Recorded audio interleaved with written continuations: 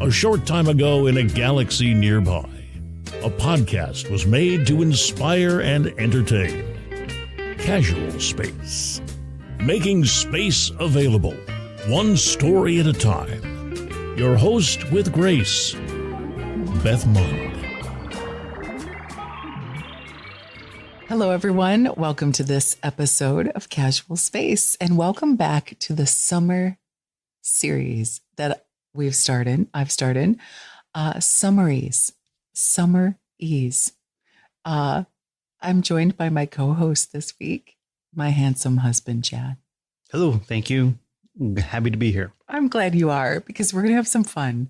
You know, the summer series is all about lighter episodes that we get to discuss topics we enjoy so that listeners can enjoy an abbreviated episode, and if they so choose, get into some of the previous episodes we recorded with guests that align with our theme. So guess what our theme is this week? What we can learn from bad space movies. So it's summertime, and you know the box office is really suffering. There's not a lot of good movies out there. So in order for me to present to you some space movies, I really had to dig. There's not a lot of new movies coming out, and there's not a lot that are on the horizon for this summer, although there is one. Did you know there's one coming up with Adam Sandler and spiders in space? This is not a joke. When I did the research. He did Adam Sandler? Yes. Oh, I thought you said Adam Driver. He did dinosaurs in space, but they weren't in space. Spoiler alert. This is going to be Adam Sandler and spiders. I will get the name of it. I'll put it in the show notes. I don't know if we're going to watch that sober. Do you remember Starship Troopers? Those, like the aliens, they were on the moon and they were about to get to Earth and they had to go fight them there, and they looked like spiders. Okay. They looked like giant insects. Is this Starship Troopers Part 8? I don't know if this is a serious movie or a goofy one, but I guess there's one way to find out. So here's the kicker. Here's the little twist of the plot. In my opinion, there are no bad space movies, but there are movies that make space references that aren't necessarily good or true or accurate, therefore taking you out of the movie narrative and the illusion. And it kind of does ruin the moment. Would you agree? There's a few of those. So when you say bad space movies, you're not just talking about a crappy story or bad acting. You're talking about the way physics are portrayed in space, or the way protocols are portrayed about how you do this and how you go out the airlock. Like, that's what you're talking about, right? So because it's a little bit of a teaser, and I apologize, reader, if you went into this episode and you saw the title and it said what we can learn from bad space movies.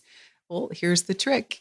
I don't think there are bad space movies, because whenever we imagine space and it gets put out there and we are in the masses absorbing this publication or production, it's still a space movie, which I think is always a winner. So there are parts of these movies, and let's go through a couple examples where it ruins the whole moment or the story, and we've all been there.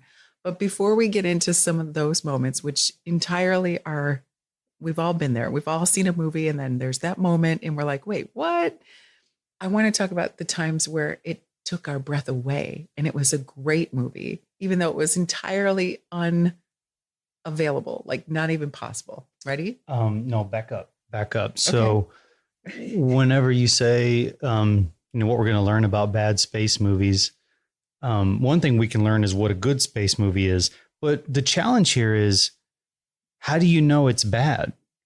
If you haven't studied physics, if you haven't worked in the space industry, if you haven't watched any, like the space station documentary, maybe you're a kid, right? How do you know it's bad? Fair. You don't have someone pointing out, oh, you see how that just happened right there? That wouldn't really happen in real life. Oh, you see how that, unless you have someone explaining the physics or what's going on, how does anyone even know if it's bad? That's exactly the perfect segue into what I was just about to bring us into. I wanted to start with something really good that, even though it's not real, it was a great space movie. You know where I want to start? E.T. E.T. Okay, there's a monster in the closet that's friendly. Okay, I can buy that. there's a monster that they're hiding from. That was clever and fun. I'm totally on board with the story. But the moment when E.T. and Elliot fly over the moon, like that scene, it captured my heart in a way that I'm like, I don't even care. It doesn't have to have physics or make sense. This is an alien from out of space that just made the bike fly. And it was phenomenal. So I wanted to start with something good that didn't need a physics explained to me or how he did the magic and how he made it fly. It won the day. It won the movie. It's an epic moment that will forever be ingrained in my mind. And it didn't have to make sense. So there's and we were also kids when we saw that. Yes. But here's what's very different about E.T. It's not a space movie. It's a science fiction movie. So like Alien, a real isn't it? Doesn't science fiction. Okay. It's not a real alien, honey. But are we going to talk about the movie Aliens Or and Predator? Because there's a movie that lands. Well, the Predator is real. That's a real one. So, okay, there's a very important distinction here. What is considered science fiction and what is considered like just a space movie?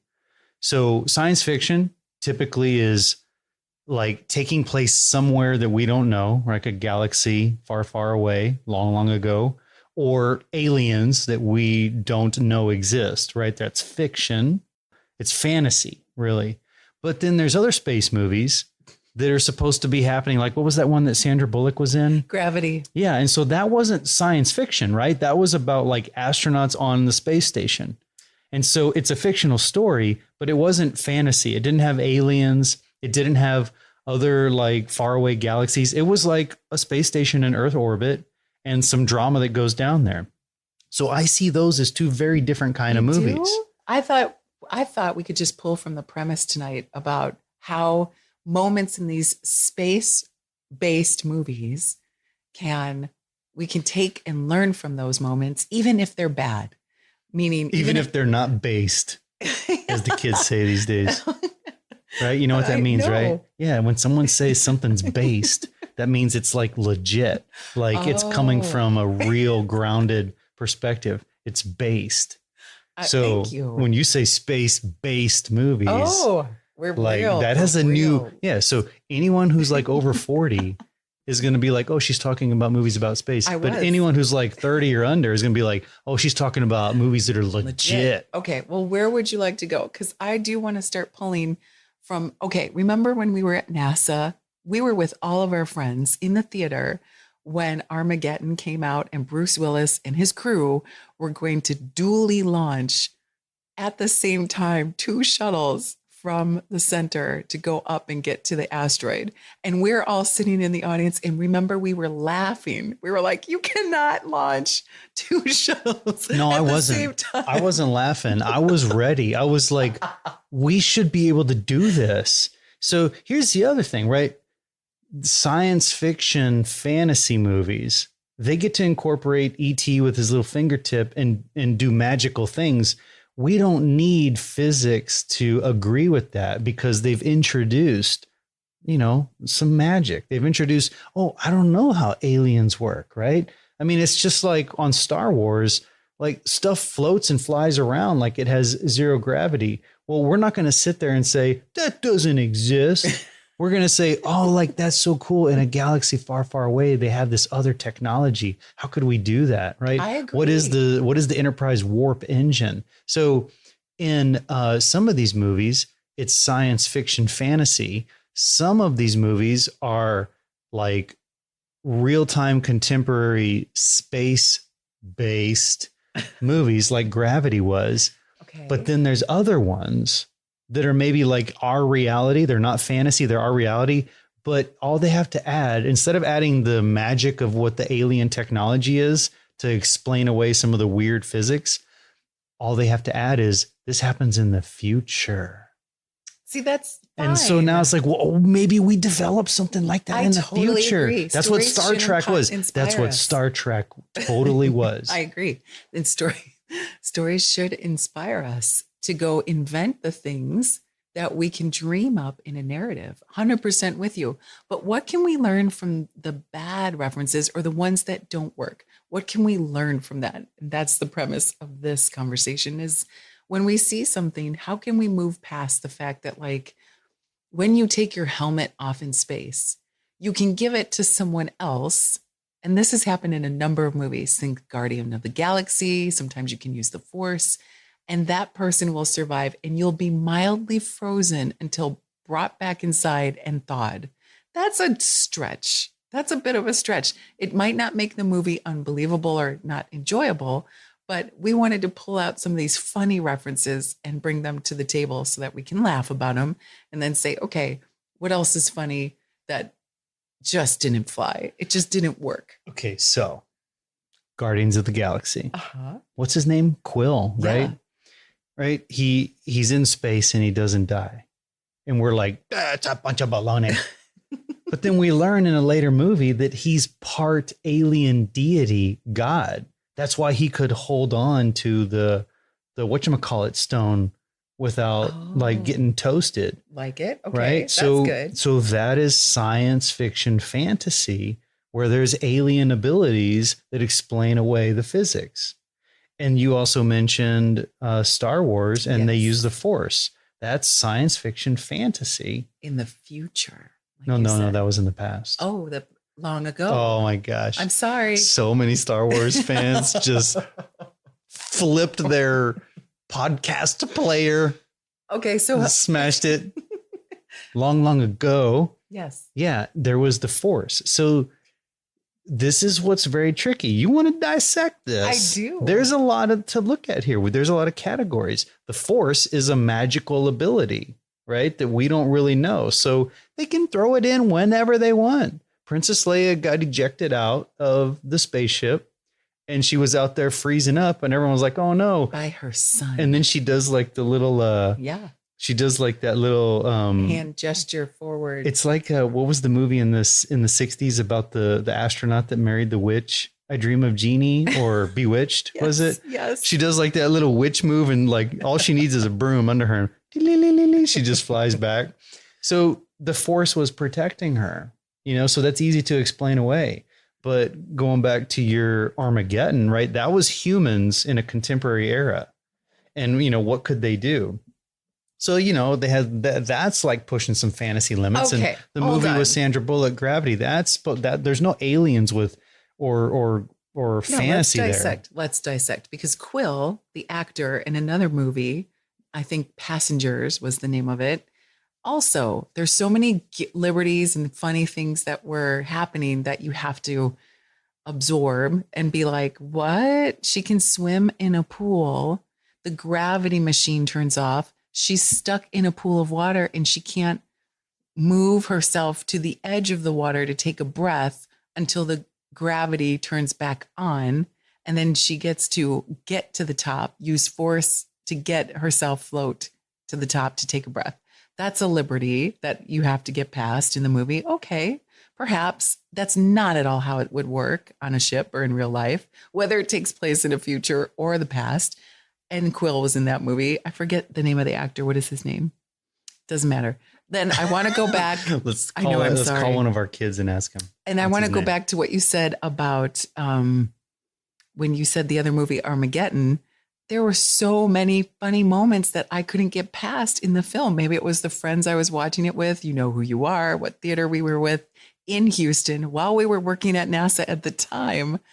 And they're jackhammering on an asteroid. How is that possible? Whether it's in the future or the past. And it's funny. So I'm pulling movie reference like moments that are, quote, I'm saying bad. I shouldn't say bad. I should retitle it funny parts of space movies where you just look at that and you're like, that's quite so unrealistic. It's funny. Well, I think what because we call I explain? You can't jackhammer on an asteroid. You would one time turn it on and it would blow you off because that's not how it works. I think people might know that. It depends on how big the asteroid is and what its gravity is, right? Right. So I think what we're saying is, like going back to your reference about what's her name in the swimming pool, and then they turned off the gravity, and how do you swim whenever you can't float, or it's hard to push against the water to give yourself movement? We can debate. Everyone can debate all day long about how exactly that would work, and maybe someone could do like a little mini experiment of it someday. put a little mouse in a little pool of water on the station and see what happens. But I think it's not that they're bad. I think what we're saying is it really instigates really cool conversation. Mm-hmm. And so you don't leave the movie scoffing at it like, oh, that was terrible because that one scene, the physics was bad. You leave the movie and you talk about it. And if you're lucky, you have some people who maybe have some experience in these areas to talk about it with. If you don't, where do you go, right? You go hit YouTube and there's someone who's going to be talking about that. Problem is, there's some people on YouTube that are going to probably explain it correctly and some that are probably not. But I think that's the point. It gets people to talk about it. And so even the worst portrayed physics in a space-based movie, if it gets people to talk about it, then that's a step in the right direction. Yeah, that's true. There's the movie Interstellar that had the teams of physicists that were guiding them through how they could travel in time and space and go along the rim of a black hole and find other worlds, other Earth-like worlds, and how they can get there and how time would be spent back on Earth. That was all real physics applied. And a lot of people took that to heart when they unfolded the story because it was so dramatic and invested. And it made for one of the greatest space stories I think ever made because it got the physics right. So there's a value to that, I think. And it got the physics right because they had the proper advisors. Mm-hmm. I think that movie was focused on the physics as much as they were focused on the story. And, you know, some of the science fiction movies that myself and friends like me might stay up too late and watch on things like the Sci-Fi channel, they got pretty low budget and they're not overly investing in the physics. They may not be overly investing in the story either. I've seen some of those movies you've watched. You know, so Interstellar, they really invested in that, right? They had the right advisors on the movie. Not every movie's going to do that. And I think it's probably a really tricky thing. We are talking about movies here. We're not talking about documentaries. We're not talking about training films, right? We're not talking about actual footage. You can go see a lot of that stuff. We're talking about movies. So their main intention is to entertain. But I think that something like Interstellar, I think they also had an intention to get it right with the physics. And it's probably one of the best examples. Thanks. So back to my original question, are there any bad space movies even? Or are all movies that have a space-based theme a good movie, a good space movie? If they are trying to tell a good story and they do that, it doesn't matter what the physics is. If they entertained us and they intrigued us and they inspired us, then it's not a bad movie. If they failed to tell a good story and failed to keep us in the illusion of the movie, even if they used perfect physics, it's a bad movie, even if it had good physics. Interesting. You know, a few months ago, we went downtown and we saw the symphony play along with the movie in the background, Encounters of the Third Kind, Close Encounters of the Third Kind. Close Encounters Part 3, third time. And I had never seen that movie. And I can tell you, you know, that was made, 1979, 74? I think so. It was long 70s. ago. And you can see how they did the lighting and the special effects. And then everyone's familiar with the sound. Do, do, do, do. And I wonder if they had to remake that today, if it would work. Because now that we have all the abilities and all the CGI and all the things, you know, that are the high tech, if a movie like that could translate to our current time. Yeah, I think that one of our problems is that the more that time goes on, the smarter the audience gets and the more picky the audience gets. And I think it's unfortunate, but I think it's true that today's audience, they think they're so smart that they'll get so picky about certain elements of the movie that really shouldn't matter. about the movie being good or not. And so like, I think in the past, a few decades back, you could get away with some bad physics. You could get away with some improper launch protocols because people just didn't know. And you were able to just enjoy the story. But now I think that we're too smart and it's hindering our ability to watch a movie and remain in the illusion. I totally agree. This was one of our challenges while we were working at NASA. It was hard to watch a movie when we knew the physics didn't add up or the launch, like you said, sequence doesn't work like that. And we couldn't really get ourselves out of it and enjoy the narrative because we were like, that's not how it goes. And we had the beautiful, what is it called? The beautiful responsibility of knowledge, or the curse of the knowledge.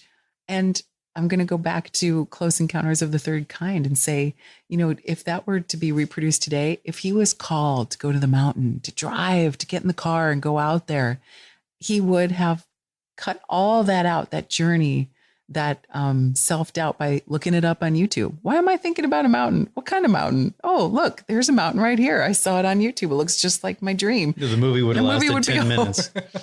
I know. And it would have wasted because it was a great narrative. That's why movies have the ability to say this takes place in the past so that they can focus on that story. And I'm glad you said the audience is getting smarter. I think that's a benefit. It is a hindrance in some ways. But as we get smarter, look at this: art imitating life, imitating art. We're getting smarter about how we're exploring space and what it takes to explore space, because some things we're not going to just accept as true physics. That's a good thing. We're getting educated as we go. But I do love how, like, you know, Dune comes out and they can breathe through their nose. I want that when I travel space instead of a whole suit and a system and the whole thing. I just want a convenient breathing apparatus rather than a uncomfortable helmet and suit.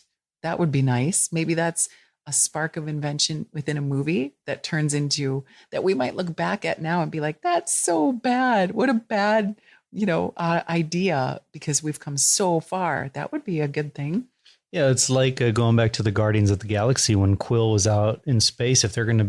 If they get spaced, they have like this little doohickey that's like a little magic belt buckle that they wiggle, and a force field, a flexible force field appears around them. You could easily look at that and be like, well, how much oxygen is in there and how long is that going to be able to, or you could just be like, oh, what a cool idea.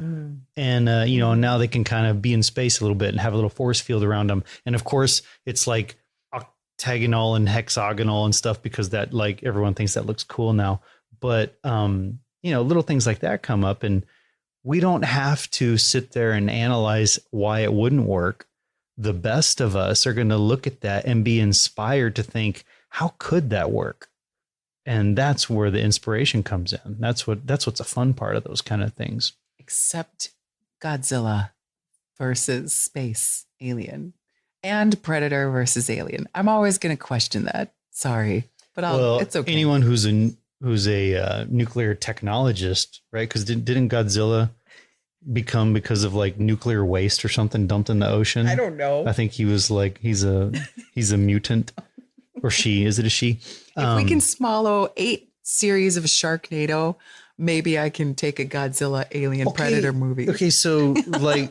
What we're talking about is whether you're an astronaut watching a space movie or you're a nuclear physicist watching a mutant giant monster because it had the nuclear toxic waste dumped on it. You have to suspend your disbelief.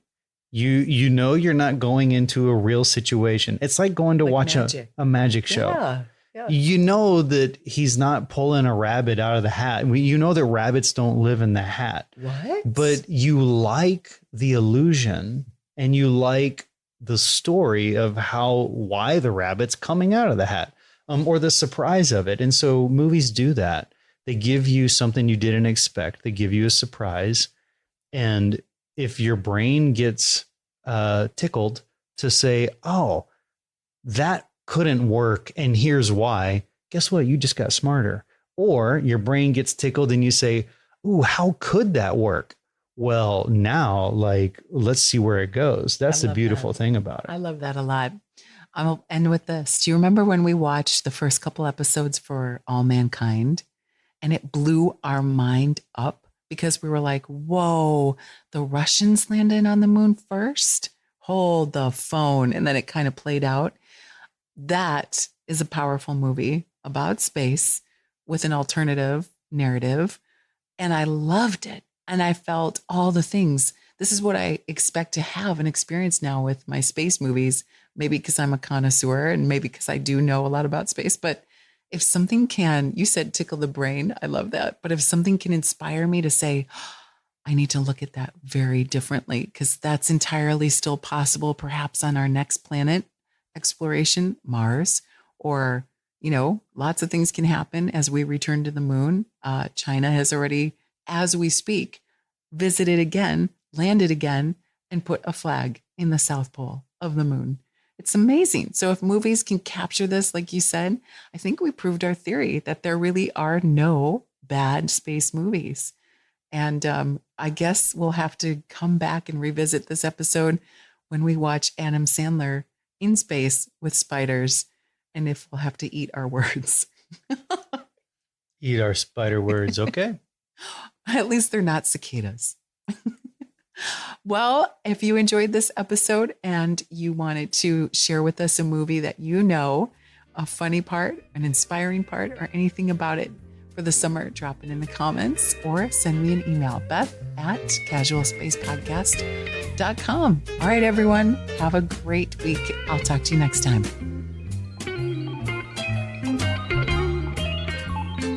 If you enjoyed this episode, give it some stars by rating and reviewing it on your podcast platform. Embrace the space.